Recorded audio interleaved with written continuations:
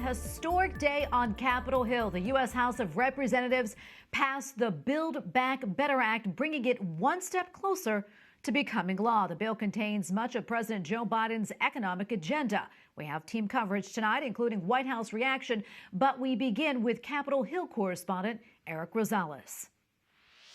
After months of infighting by House Democrats and despite an 8.5-hour speech by House Minority Leader Kevin McCarthy last night, the Build Back Better Act passed the House. The yeas are 220, the nays are 213. The Build Back Better bill is passed. Democratic leaders say from free universal child care to paid family leave to climate change, the impact is massive. This bill is so historic, not for next year, the year after, but for decades to come.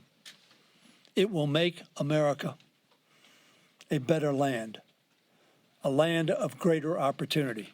An opportunity, Democrats tell me, for those living in the U.S. illegally to become American citizens. There's no such thing as amnesty for immigrants. This bill says you can stay here for 5 years if you obey the law, if you continue to obey the law, if you continue to pay your taxes, and you have a job. But Republicans tell me this bill burdens future generations. Medicare, Medicaid, Social Security will go insolvent in the next 4 years.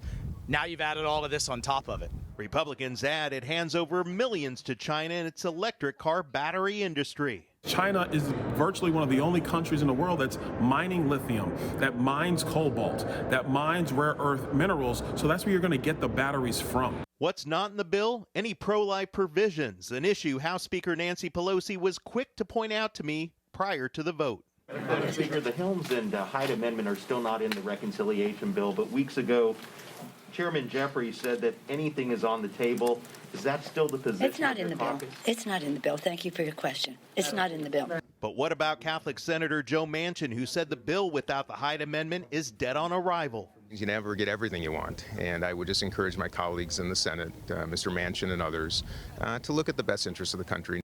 The bill now heads to the Senate, where it faces an uncertain future. At the Capitol, Erik Rosales, EWTN News Nightly.